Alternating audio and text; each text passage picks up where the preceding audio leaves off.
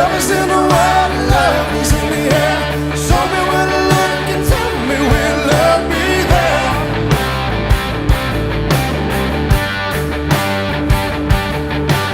Teach me how to speak, teach me how to share. Teach me where to go and tell me where love be there. Will love be there?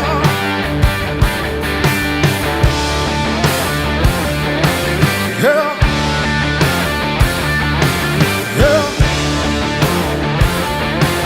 Yeah. Oh, heaven lets your light shine down.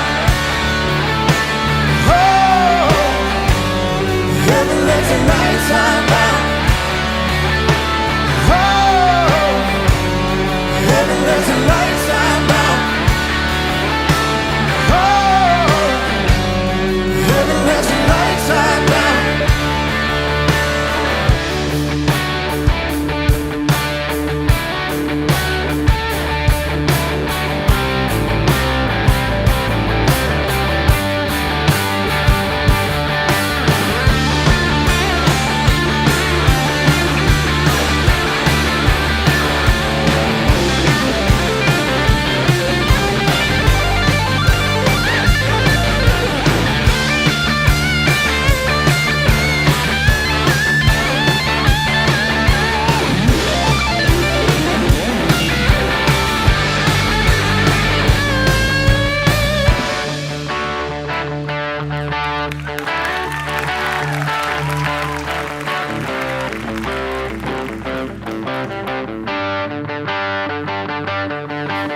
Give me a word, give me a sign.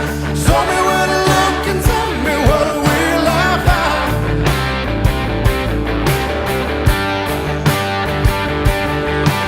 Lay me on the ground, fly me in the sky.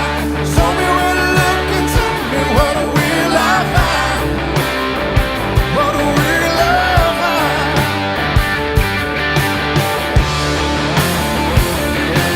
Yeah. Yeah, yeah. Oh, heaven lets your light shine down. Oh, heaven lets your light shine down. Oh, heaven lets your light shine down. Oh, heaven lets your light shine down. I'm gonna let it shine, I'm gonna let it shine. Let it shine, let it shine on me. Yeah, yeah, yeah. Let it shine, let it shine on me. Shine on me.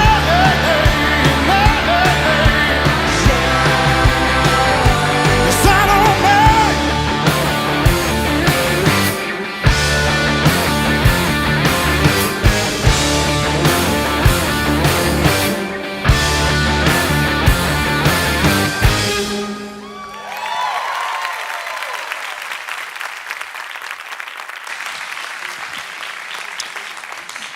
So I have just discovered who I want to be when I grow up. I want to be Mr. Matt Sickles on the electric guitar, folks. Hey, my name is Eric, and we are delighted to be with you. If you're watching online, thank you so much for joining us today. And if you're actually here in the Kernersville location, we're so glad to see you. If this is your first time here, please make sure that you see someone in a yellow shirt on the patio. Outside, we've got a free gift that we want to give to you. I think it's a tumbler and a Starbucks gift card or something like that. So, hey, free stuff, right? So make sure that you get one of those. Also, as you're kind of like settling in and putting your stuff down and figuring out a place to put your coffee cup right now, make sure that you have downloaded our The Summit Church app on your phone, because today you're going to have the opportunity to actually ask Pastor Jonathan questions as he is talking today. So if you want to text in why he doesn't like cats or what kind of toothpaste he likes, feel free to do that. But mainly, he's going to be asking you to submit questions that have and relate to what he's going to be talking about today in our new series. So we are so excited about that. When you pull up our app, you'll see the banner at the top. It'll say ask a question. Follow that prompting. It's very simple. If I can do it, you can do it. So make sure that you do that. Now, one of the cool things that we're doing all throughout the month of May is we are finding agencies to bless. And now some of you ask us, hey, doesn't the Summit Church have like a food pantry or like a clothes closet? Like, don't you care about people? And the answer is yes, we do care about people. However, we have found that it's much wiser and much more strategic for us to find agencies in our community that are already doing this well, and we partner with them. So the 4 that we're partnering with our Oak Ridge location, Jamestown location, and our Kernersville location, we're all partnering together, is Winston-Salem Rescue Mission, World Relief, Crisis Control, and Helping Hands. So what I want to ask each of you to do, one per family, is grab the Share the Love bag as you leave church today, and don't take it shopping to Trader Joe's. That's not what this is about. This is about taking this list. There's a card on every bag, right? And on the back of this card, it has a list of what these agencies need. So here's your instructions. Grab the Share the Love bag. Look at your card, flip it over, see what ingredients or items, whatever you want to call it, that they're asking for us to do. Fill it up, bring it back to church before the end of May. So let's go over that one more time. Grab a bag, fill it up, and bring it back to the summit before the end of May. And we are going to bless our communities because they already are just much closer to people's need and what they need at those agencies. They've actually asked them, what are the most important things that help you? And that's exactly what we're getting on all of these cards. So thank you so much. This is how we share the love in our community, the love of Jesus. So we're excited about that. And thank you for joining us for the first weekend of this new series, We're All Skeptical. So check this out. There's no way aliens actually exist. Dude, you just have to believe. Dude, believing is seeing. I mean, have you ever been to Mars? Have you ever seen good old Marvin the Martian with your own eyes? Look, dude, just because you've never seen an alien doesn't mean they don't exist. Look, have you ever seen the wind? No, but you see the effects, dude. Kind of like your cologne. I don't see it, but I definitely can smell the effects of it. I mean, what do you mean the effects of the aliens? Like crop circles? Like that's just kids playing pranks in cornfields. No, dude, we're talking about something bigger. We're talking about the OG of crop circles. Man, you're like OG? Crazy. Harsh, dude. Harsh. But seriously, aliens. No joke. Dude, you're so weird. You still hungry? Yeah, actually I am. You want a hot dog? Yeah, hook me up. All right. Aliens. That can't be real. Dude, I heard that.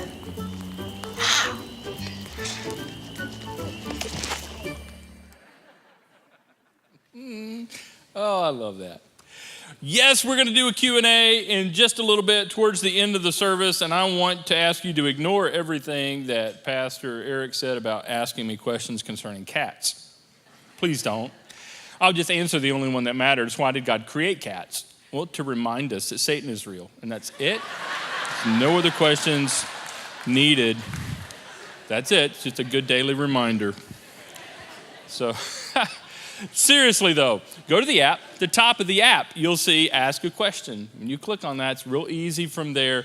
Ask a question specifically if you have one about the topic that we're going to be talking about today, because we're going to get a lot of questions in. We want a lot of questions. It's going to be great, but we don't have time to cover everything. So we're going to kind of stick to the topic. So make it short enough for me to be able to get my mind around and in the time frame given, and it should be fun. It was fun in the previous services this weekend. So looking forward to that. People believe some pretty unbelievable things in the world. I bet you've noticed. And not you, by the way, but people believe some pretty unbelievable stuff, like Bigfoot, Yeti, not the cooler, right? The UFOs, Some people believe the Loch Ness Monster thing is real. It's been around for a long time. And there are even some people believe that Elvis is still alive. Yeah. Kind of makes you go, yeah, right. Or, nah, I don't know about that. Or, prove it. It's just interesting stuff. I'm not saying that this stuff is not true, and I'm not saying that it is. I'm not going to get into all that. I'm just saying it's pretty unbelievable stuff. No wonder we're all skeptics.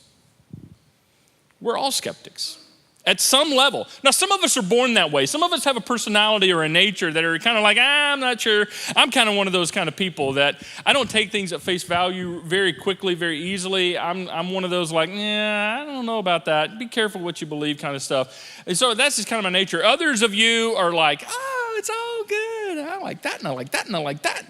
And so you take it all. But eventually, something happens to all of us. Maybe a disappointment that you experience or someone that's close to you experiences. Or maybe a hurt. Or maybe something tragic.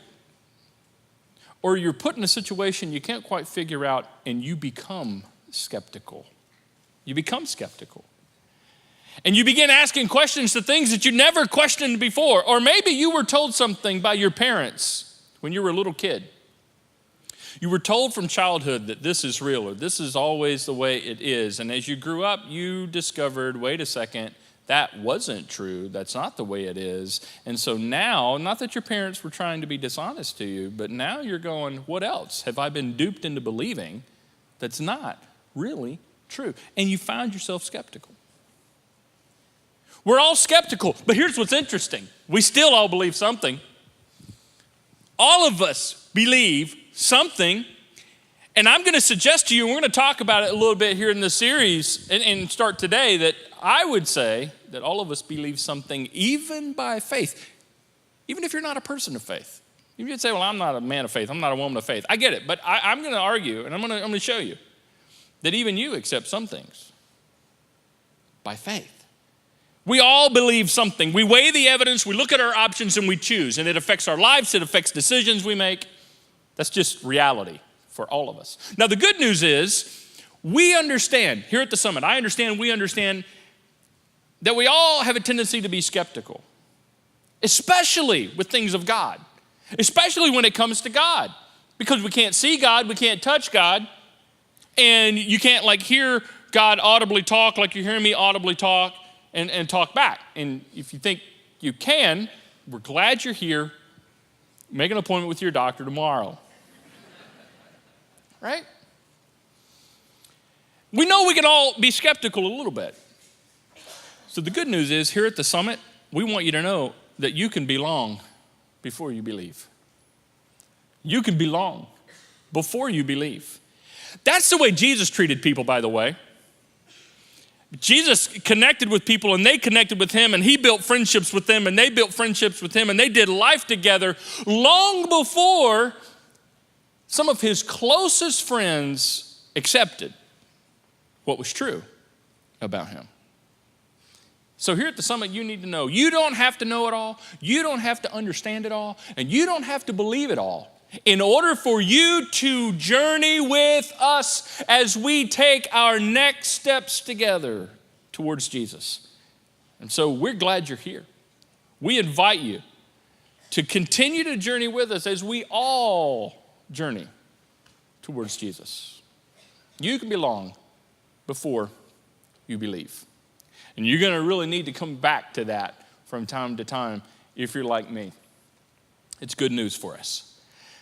Let me jump in to what we're going to talk about today and kind of getting some of that introductory stuff out of the way and talk about how we decide what we believe. Most of us choose between two different options to help us determine what it is we believe. We choose between faith, which is trust, it's another word for trust, and science. When you decide what it is you're going to believe in life, especially about the big things in life, the big things, not like should I get the red car or the green car, not that kind of stuff, but I'm talking about the stuff that matters kind of stuff. You choose typically to believe things based upon what you've learned from faith or what you've learned from science. You say, well, what about personal experience? I choose so much based upon my experience. Well, that's great. Experience is always in play. But I would say experience is all up in this. You choose to believe whatever it is you believe because of your experience with faith or your experience with science. There are people that say faith and science are at odds. No, they're not at odds. They do not contradict one another. They actually complement one another when they are properly understood. Properly understood. One does not disprove the other, not honestly. They work together. For Christians and people in church that say, well, we don't need science. All we need is faith. All we need is faith. We don't need any of that science junk. No, see, that's short-sighted. Because, you know, what science allows us to do? Helps us discover a lot of things worth putting your faith in. Helps us discover how the universe was made and how all of this works together and actually validates faith in many ways. And there are those from the, culture that would say, no, you don't need faith. All you need is science. Science will tell us everything we need to know. Just science, science, science. Just stick with science. Who really cares about all this faith stuff? Faith's for the uneducated. So we don't need that. We just, no, see, that also is short-sighted because faith and science work together. They complement one another. They don't contradict one another. Not when they're properly understood. See, science, those of the people that say all you need is science, you don't need faith, fail to understand that science can only take you so far. That's why it has to work together with faith. Let me give you one quick example, because there's so many things we could talk about here, but one quick example. When you were in 7th grade, 8th grade, 9th grade, you probably learned in your physical science class, and that's what it was called when I was in school, 10 years ago. I don't know what it was called, your class, but you remember learning about the scientific method? I'm going to put it up here. Remember the scientific method? This is how you prove something is true scientifically. This is how you validate something is true scientifically. How can you prove that it's scientifically true? Well, does it follow? You go through the scientific method, and here it is. You ask a question, you form a hypothesis. Will this happen? Will it not? I think this. You form a hypothesis, and then this middle part is so very important. Then you observe the data.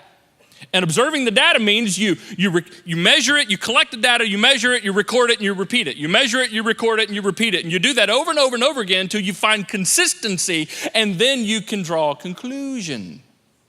Got that? I didn't come up with this. This is a scientific method kind of thing. We all learned about this. This is how you prove something is true scientifically. But let me illustrate to you how science and the scientific method can only take you so far. That's why you have to work complementary with faith. Let me talk to those of you, as an example, who believe that God created the heavens and the earth, that God created the universe. Most of you, since you're in church, I think, would probably believe that. Not all of you, and if you don't believe that, we are so glad you're here. You can be long before you believe, by the way. Yeah. But for those of you that are creationists, you believe that God created everything. You know you believe that by faith. You cannot scientifically prove that God created the heavens and the earth. You cannot. And here's why you cannot. Because of this middle section right here. You cannot observe the data of creation. You cannot collect it, measure it, record it, and especially repeat it because it happened in the past. Long time before you got here. And nobody had their phone out during creation and recorded it and fast forwarded it through the eons of time for all of us to pull it up on Wi-Fi and say, yeah, look at there, it's on GodTube. Sorry, I think that actually is a thing, but I don't recommend it. Probably real cheesy. Anyway, it's in the past. So you believe God created the heavens and the earth by faith. That's not an educated response. You look at the evidence and you conclude, yeah, that's the way I believe. You can't prove it scientifically, let's be honest. But that's okay, because not everything that we believe can be proven scientifically, not according to the scientific method. That's why it works together complementary with faith. You get me? Now let me finish this. There are those of you also in this room that do not believe God created the earth and the universe. You believe it's a part and an end result of evolutionary processes. And you've looked at the evidence and you've weighed what people have said in theories, and that's the conclusion that you draw. But you need to understand this. You also cannot prove that scientifically. Evolution cannot be proven scientifically according to the scientific method. Why? Because of this little middle part right here. You cannot collect, measure, record, and repeat. You can't. Why? Because you weren't there. Nobody was there. And so you draw a lot of conclusions, and I know people are rising up, yeah, but the Bible said, okay, but you believe that by faith. Yeah, but science says, and you got the fossil, and you got the big bang, and all. Yeah, but you believe that by faith. That's all I'm saying. That's all I'm saying. Right now, I'm not saying one or the other is true or false. I'm just saying whichever one you believe, you do so by faith. You cannot prove it scientifically. Alan Sandage, a former astronomer in the 20th century, he's dead now, that's why I say former. He says, it is my science that drove me to the conclusion that the world is much more complicated than can be explained by science. Love that. He said, it's my science. And this guy didn't claim to be a Christian, to my knowledge. He didn't claim to be a creationist, and yet he says, it's science that shows me the world is much more complex than can be explained by science. Well, what does it leave you with? I don't know. Maybe faith? Let's say it like this. Eventually, faith is required to believe anything about some things. Eventually, whether you're a person of faith or not, faith is going to be required for you to believe and accept anything, right or wrong, true or false, to believe anything about some things, especially the big things, the big questions like the origins of life,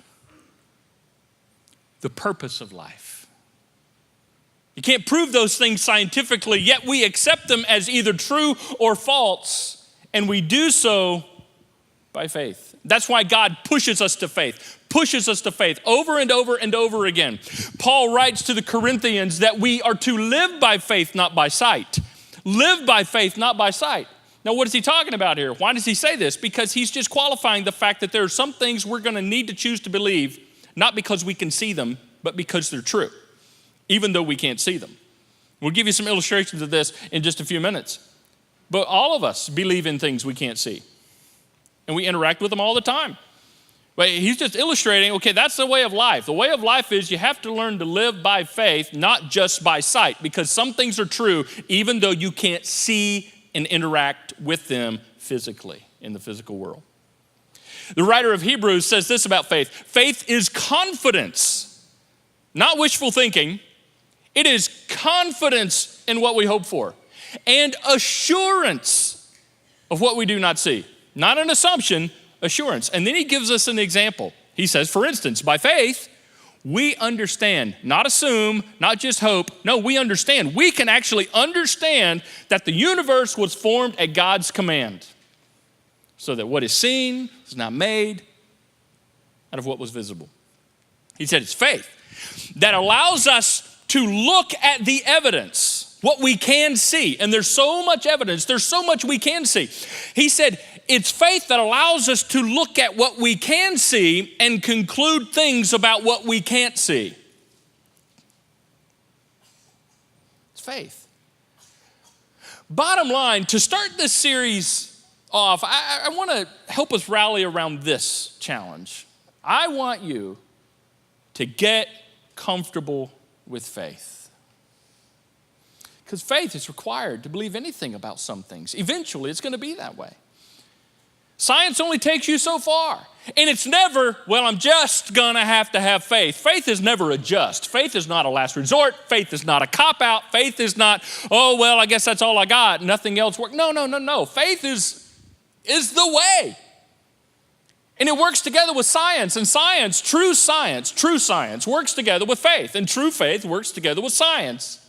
They complement one another. So get comfortable with this whole thing of faith. Even if you're not a person of faith, get comfortable with the fact that you're going to have to accept some things as true that you can't see or prove scientifically. If you can get this, it will help reduce your worry about the bigger things. It will help reduce your stress. It'll help reduce anxiety and fear about the things, the bigger things in life that we can't see and we can't prove scientifically, yet we know exist. So we look at the evidence, and there's so much evidence. We look at what we can see. We look at logic, and we look at reason, and then we choose to believe something by faith. We even process our experience by faith. That's why we have to get comfortable with faith. We process our experience by faith. And let me give you two examples. Gravity. Can you see gravity? No, you cannot see the force of gravity. Now, you can see the effects of gravity. All you got to do is stand in front of the mirror after getting out of the shower. Right? Because what was there used to be here, gravity. You can see the effects of gravity. You can feel the effects of gravity, but you can't see gravity. So you process your experience of gravity through faith. And by faith, you conclude gravity is an invisible, I can't see it. It's an invisible force that you and I don't even feel right now. We're so used to it. Here's another example. Love. Do you believe in love? Oh, I believe in love. Prove it. I believe in love. I just believe it. I know it in my heart. Because I feel it. Well, what happens when you don't feel it? Does it mean that it doesn't exist? No. Love is one of those things we experience and we conclude by faith is a real thing. Just a couple of easy examples. Now, some of you are thinking, well, faith, that's for the uneducated. That's for the people that don't know how to think. No. Faith is not an uneducated response. Faith is highly intellectual. It's highly intellectual. It takes evidence and logic and reason and makes conclusions. It's anything but uneducated. Some people say faith is a lack of doubt. It means the absence of doubt. There's faith and then there's doubt. If you're going to be a person of faith, you can't doubt. And if you doubt, then you're not a person of faith. I don't know where this came from. A misinterpretation of what Jesus taught is one thing. Got this idea that doubt is a bad thing. Doubt is a bad thing. Doubt's not a bad thing. Doubt just proves you're human. Doubt just proves you're human. Faith is not the absence of doubt. Faith is the presence of belief beyond the doubts. See the difference? It's not the absence of doubt. Being a person of faith doesn't mean you never doubt things. Being a person of faith means you look at your doubts and you choose to believe beyond the point of doubt. People who never doubt are people who don't think very deeply about the things of life. So I don't ever doubt stuff. Well, you ain't thinking. Because if you think about the stuff that I think about, from time to time, you're going to scratch your hair out. See? You're like, I don't know about that. Wow. I've been through things in my life that were so challenging, it has made me even doubt the very existence of God. And I'm a pastor. Used to be a pastor. You're fired. Yeah. Yeah. Doubt just means you're human. Doesn't mean you don't have faith. Faith is not a lack or the absence of doubt. No, you push beyond the doubt and choose to believe based upon the evidence, based upon reason, based upon logic, in spite of the doubt. And here's the other thing. Faith is also not a lack of questions. A lot of people have said this. Don't ask questions, just have faith. Oh, that's a horrible thing to say. Questions are wonderful. Bring them on. Questions are great. Questions are normal, natural ways to process reality around us. Bring your questions because faith can handle questions. Faith is not a lack of questions. So ask questions, do the research. Ask questions, do the research, and make a conclusion by faith based upon the evidence. Now, the evidence is not going to be airtight all the time because some things can only be accepted at all by faith. Science is only going to take you so far. You're not going to get a perfect picture of everything, especially about things in the past or things in the future that haven't happened yet. You're going to have to receive those things and accept those things by faith, working together with scientific things. They blend together when understood and seen properly. It's not a lack of questions. So if you're a middle school, high school student, listen very carefully. Keep asking questions. You need to own your faith. Own it. Means you need to know what you believe and why you believe it. If you're going to believe something, if you're going to choose to believe something by faith, you need to know why you're choosing to believe it by faith. My goodness. So keep asking questions. Get comfortable with faith. Let me begin to wrap it up by showing you this. The reason getting comfortable with faith is so very important is that you can't prove it all, you can't understand it all, and you can't know it all. You can't, I can't. And anyone who tells you they can, man, I'd like to know what they put in their coffee each morning, because that would be a nice delusional way to live. You can't prove it all about the past. You just can't. Why? Because you weren't there, right? You're going to look at the evidence and make a conclusion by faith. We'll come back to that next week. You also can't understand everything that's happening right now in the present. Every single one of us have things going on in our lives that make us go, wonder what that's about. Not sure how this is working. I don't know what the purpose of this is. I bet there's no purpose. Is my life just a big punked? Like, you ever thought it? You felt that? Right? And you also can't know everything about the future. I mean, even those of you that are really into biblical prophecy and all that, I mean, okay, it doesn't fill in all the blanks. It gives us some general things that God says we need to keep our eyes out for. But there's so much about the future we don't know for sure because it hadn't happened yet. So faith fills in those gaps that science leaves. You see, basically what this does is it provides us a sane, productive way to live and function in life. This is what faith does. Helps you be sane. Keep you from losing your mind when it comes to these big issues. When it works together with science. Faith ultimately helps us accept what we cannot fully prove about the past. Faith ultimately helps us embrace what we cannot fully understand about the present. And ultimately helps us trust what we cannot fully know about the future. Bottom line, faith allows us to not have to pretend like we're God. Because only God can prove everything in the past and understands everything in the present and knows everything about the future. You don't, I don't. Well, good thing, because we're not God. And when we try to pretend or expect each other to be and have the mind of God, we step away from what faith offers us. And it's the ability to trust, even though we can't prove it all, understand it all, or know it all. So get comfortable with faith. Get comfortable. And if you're not comfortable yet, and you're like, I don't know, man, I got questions, good. Send them in, Q&A. Online, other locations, let's do it. Come on. Let's see what we can get into in the next few minutes. But you need to know this. Let me end where I started. You can still belong before you believe.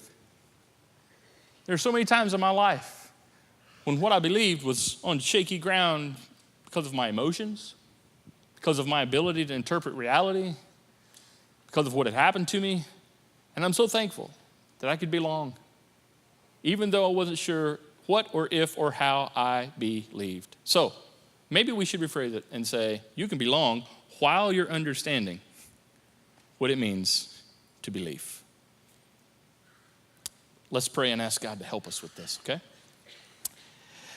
Father, thank you for faith. Thank you that faith is something we can be assured of and confident in, that it's not based upon fickle feelings and emotions, that faith is something we can base our life on, and we see how it complements science and how science, true, pure understanding of science complements true and pure understanding of faith, and how you designed all this to work together. And I know there are questions in this room and watching online and other locations. I still have questions all the time. So may we not be afraid of the questions. May we bring our questions because faith can handle the questions. And help all of these things to drive our attention towards you because we tend to be skeptical. So Father, help us to embrace through faith and trust through faith. Believe through faith. In your sovereignty, in your awesomeness, in your power, and take our next steps together towards Jesus. Amen. All right, Summit Church, we've got a couple more songs for you this morning. If you'll stand and sing with us.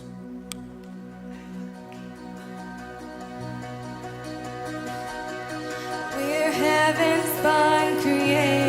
His pride and adoration, treasures woven by His love. His careful hands, they hold us safe within His promise of calling and of destiny. Come on, sing that again.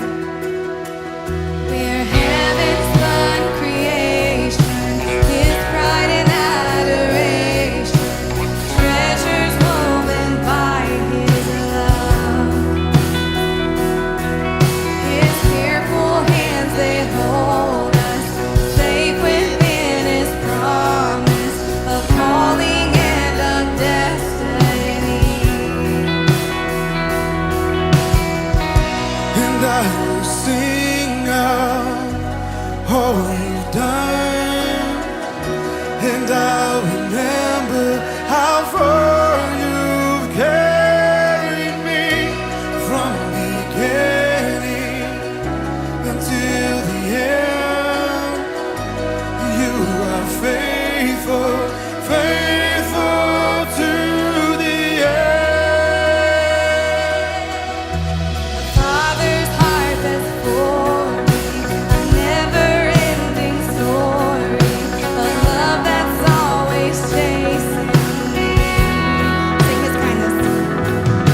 His kindness overwhelming, hope for me unending. He's never given up on me. Oh, And I will sing out all you've done, and I'll remember how far you carried me from beginning until the end. You are faithful, faithful to the end. And I will sing out all you've done, and I'll remember how far you carried me from beginning until the end. You are faithful, faithful to the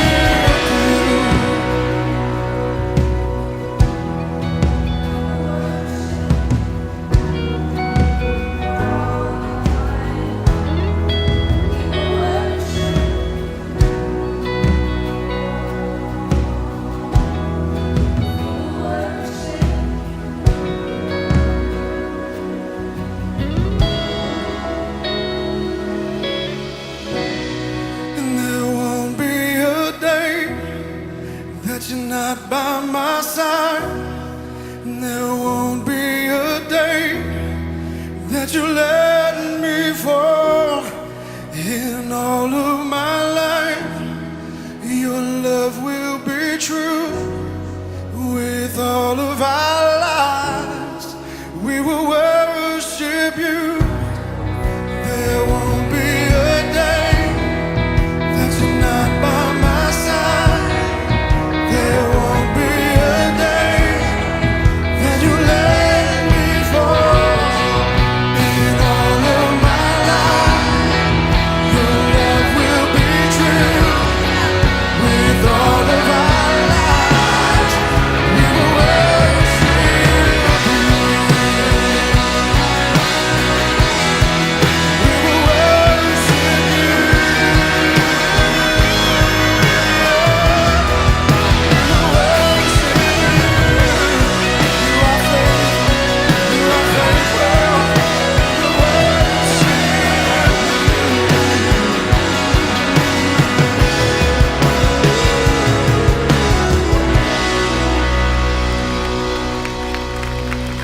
Gonna teach you guys a brand new song today about who God says that we are. So y'all sing out as we sing. Who am I that the highest king would welcome me? I was lost, but he brought me in. Oh, his love for me. Oh, his love for me. Who the Son sets free, oh, is free indeed. I'm a child of God, yes I am. Free at last, he has ransomed, his grace runs deep. While I was a slave to sin, Jesus died for me. Yes, he died for me. Who the Son sets free, who is free indeed. I'm a child of God, yes I am. In my Father's house, there's a place for me. I'm a child of God, yes I am. I am chosen, not forsaken. I am who you say I am. You are for me, not against me. I am who you say I am. I am chosen, not forsaken. I am who you say I am. You are for me, not against me. I am who you say I am. I am who you say I am. The Son sets free, who is free indeed. I'm a child of God, yes I am. In my Father's house, there's a place for me. I'm a child of God, yes I am. My Father's house, there's a place for me. I'm a child of God, yes I am.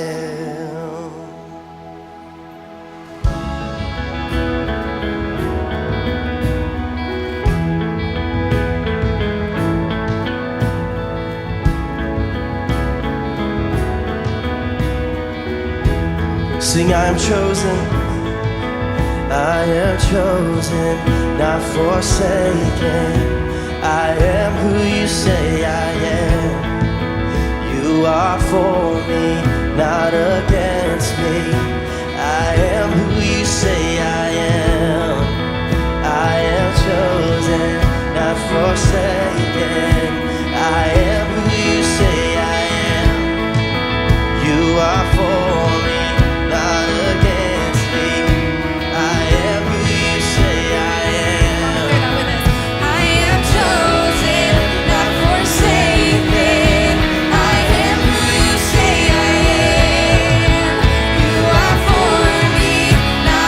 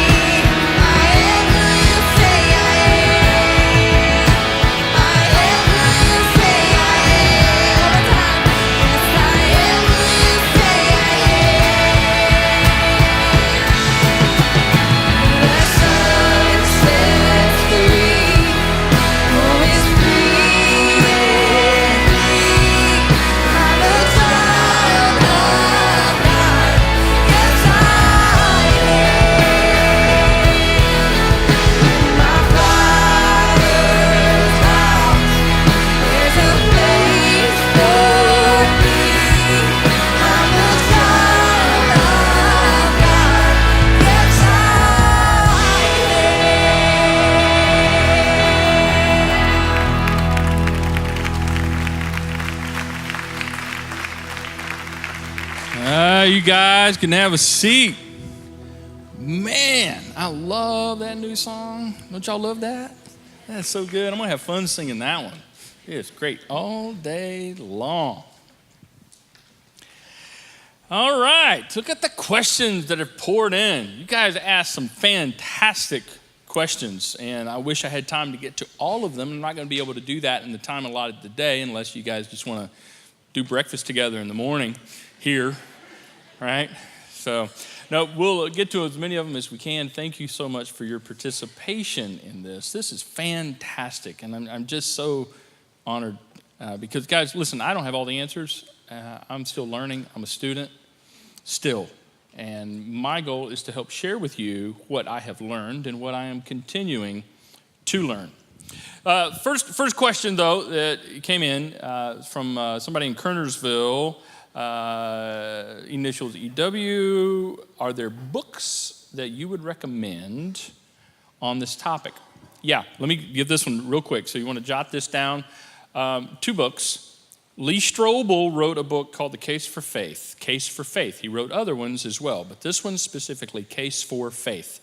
Let me give you the second one and tell you why I think these 2 are great. They're the classic Mere Christianity by C.S. Lewis. Mere Christianity by C.S. Lewis. C.S. Lewis, The Chronicles of Narnia, you might be familiar with that. And the reason I suggest those 2 books, because both of those 2 guys, you're probably familiar with C.S. Lewis and his skepticism, and he was an atheist. Lee Strobel was also an atheist, or at least very antagonistic, agnostic-wise to God and Christianity. And while he was employed at the Chicago Tribune many years ago, did a story like C.S. Lewis went out to disprove Christianity, to shoot it full of holes. And in their research, they became overwhelmingly convinced of its truth and its validity. That has power. And so I recommend you reading those. They're not easy reads. They're not quick reads. Many trips to the bathroom for those, but it's worth the investment. Okay. Let's see. Question number 77. Told you there was a lot of them that came in. Caroline from Kernersville. Oh, this one also ties down to something that Bill from Oak Ridge asked about. So both of these are about the earth and creation and earth. And so the question is, what is the age of the earth? And what about the 6 literal days of creation, right? It seems. And so it's great questions. First of all, let me preface again. I love prefacing things just to make sure, in case you think I'm nuts. I did preface. I'm not the smartest guy in the room, and there are many smarter men than I would disagree. But here's what I want you to consider when it comes to the age of the earth. We don't know for sure. We don't know absolutely for sure. We just don't.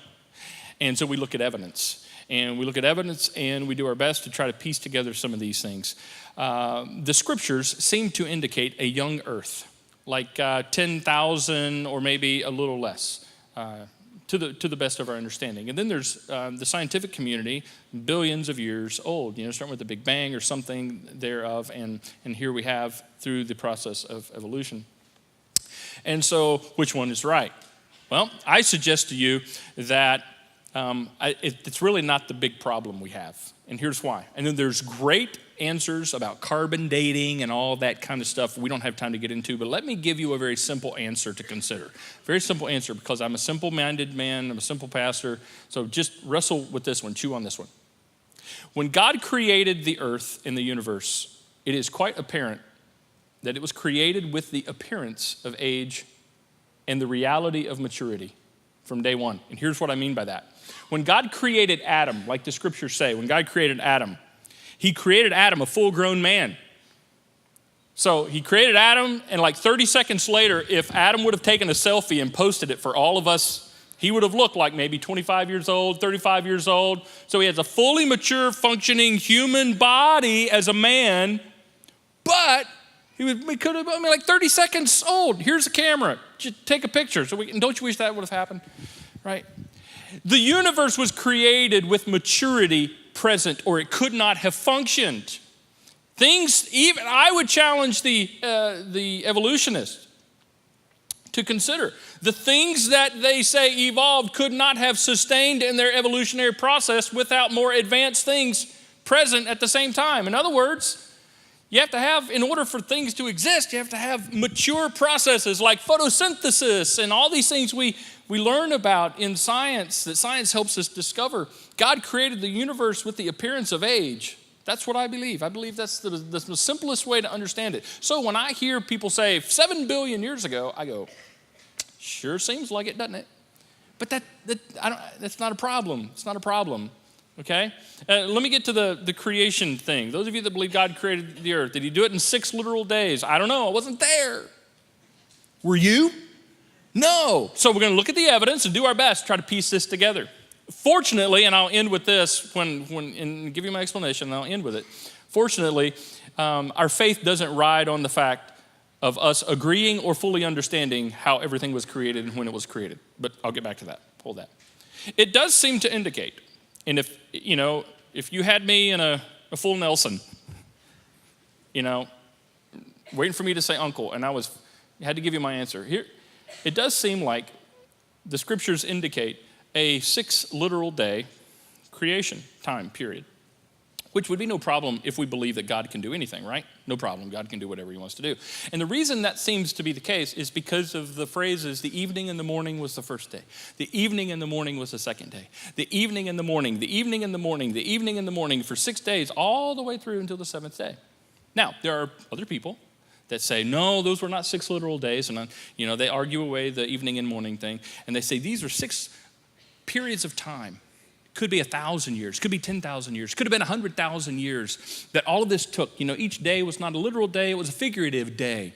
It's called the day yom theory because the Hebrew word for day is yom and all that kind of stuff. And there's actually one verse in the New Testament that seems to indicate that could be a possibility. Like one day is like 1,000 years to God and 1,000 years is like one day. Okay, I get you, I see that.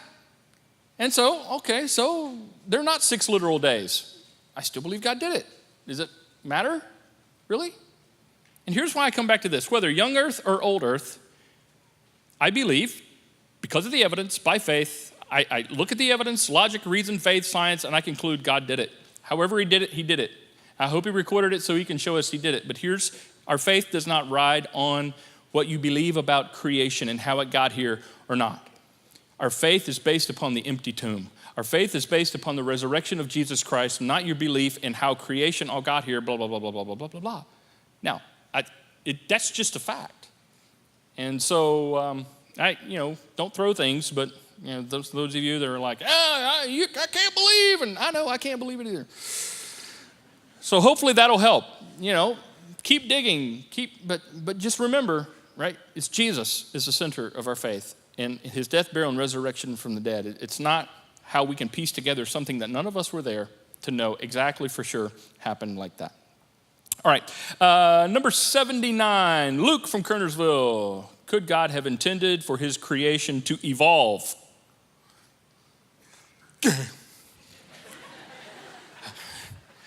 Why don't you ask a hard one?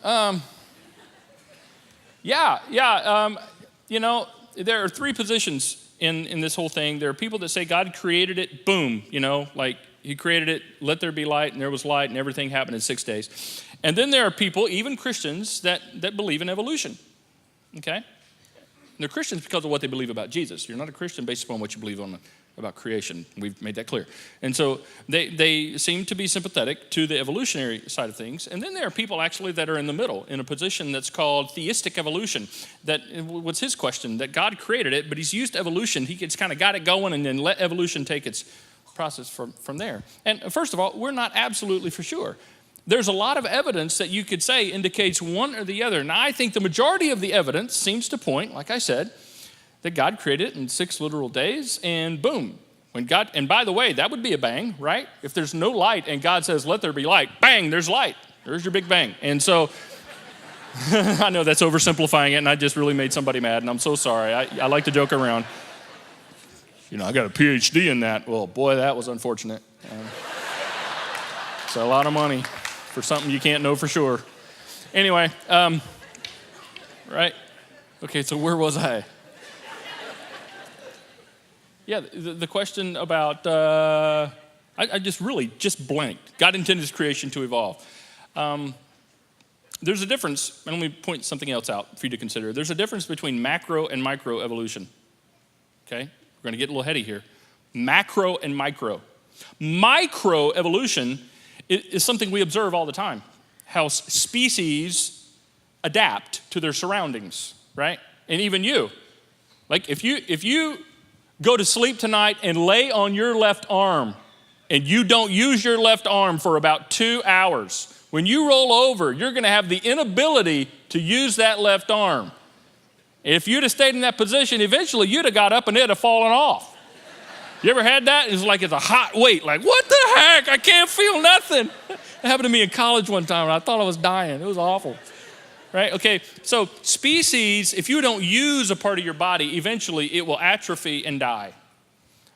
Species, we see this not just in humans, but we see they adapt to their surrounding. That's microevolution. We see that, we observe that. Now, macroevolution is a whole different animal.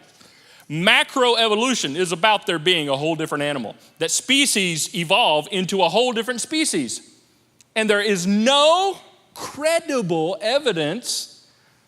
And it's a big statement, I know. And you can agree to disagree by faith. Because there's no credible evidence that any species has evolved into another entirely different species, even if you give them billions and billions of years, because they say that's how long it takes. Well, that's a convenient thing, since you're not going to be around that long, right? It's a convenient thing. And so we have no credible evidence. You say, well, what about the missing links and Piltdown Man and Nebraska Man and Neanderthal Man? Well, if we had time, we'd show you that. Every single one of those, only a matter of time after they're discovered, they're proven to be something else. Oh, that was a tooth of a pig. Oh, that was a monkey skull. Or that was blah, blah, blah, blah, blah, blah, blah, blah, blah. We don't have time to get into all that. It's a great question, though. Number 81, let me speed up here. Glenn from Kernersville, what if I'm too skeptical to believe that my question will be answered? Wow. Dude, you need some stronger coffee. No, it's a great question, really. It's really a great question. Because some of us sometimes, I've been that skeptical. I've been so skeptical, I'm like, nobody can help me. My issue cannot be helped. No matter what you say, I will argue you down. No matter what you say, there's full of holes. No matter what you say, okay? The only thing I can tell you, when you find yourself in those icky, sticky places that you're too skeptical to believe anything, just hang with it. Keep asking questions. Keep researching.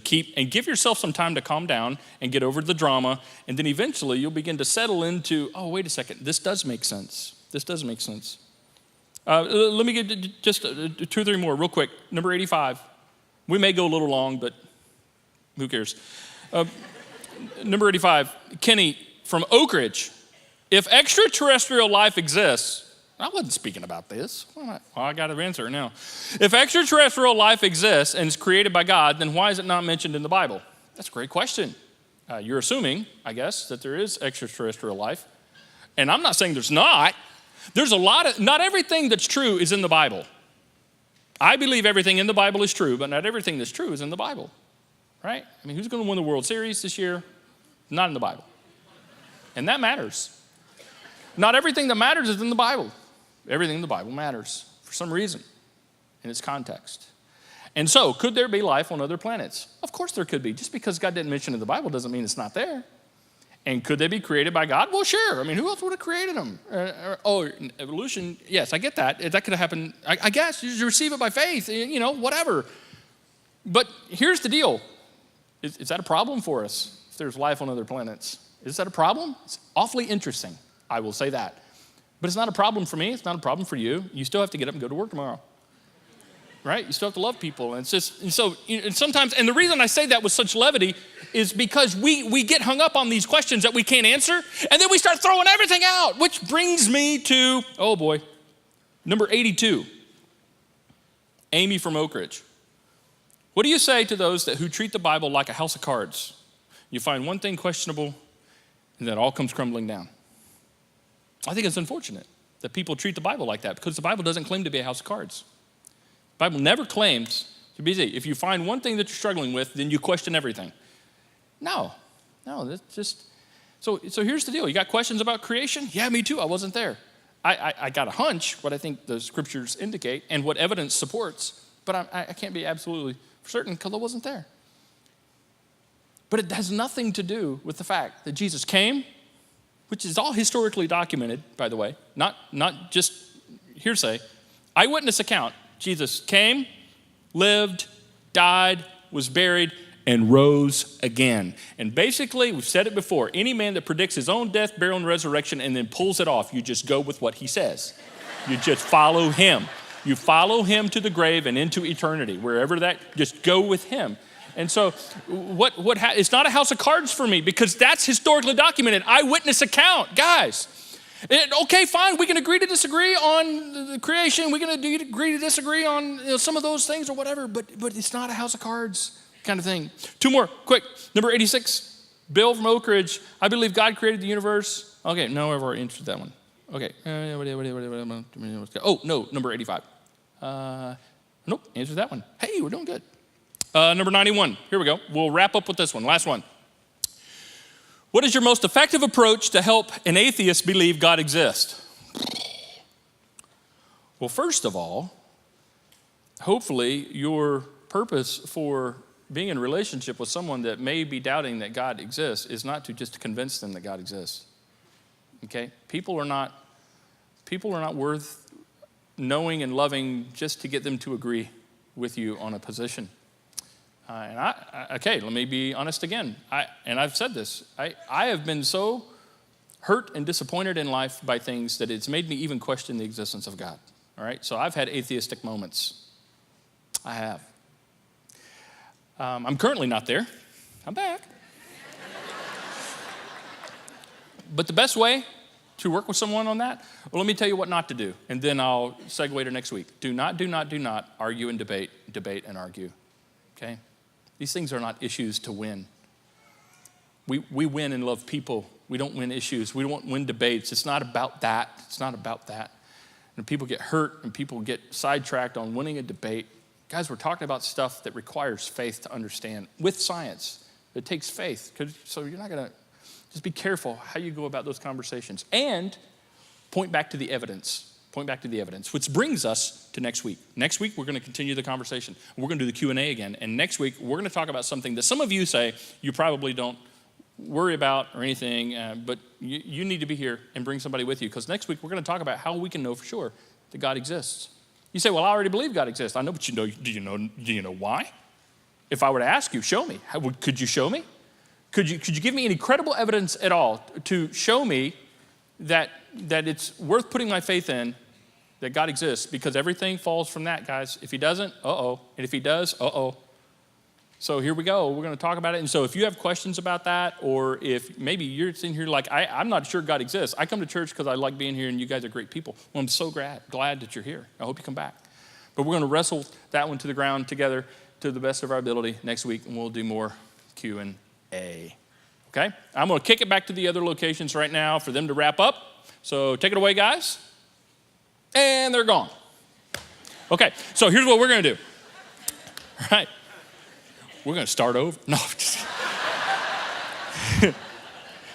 Now we're going to get down to it, now that they're away. No, thank you so much for being here. On your way out, two things. Number one, don't forget, here in Kernersville, we have a Thursday night service at 7 p.m. So as things get kind of crazy on the weekends for you and for those that you would like to invite, Thursday, 7 p.m.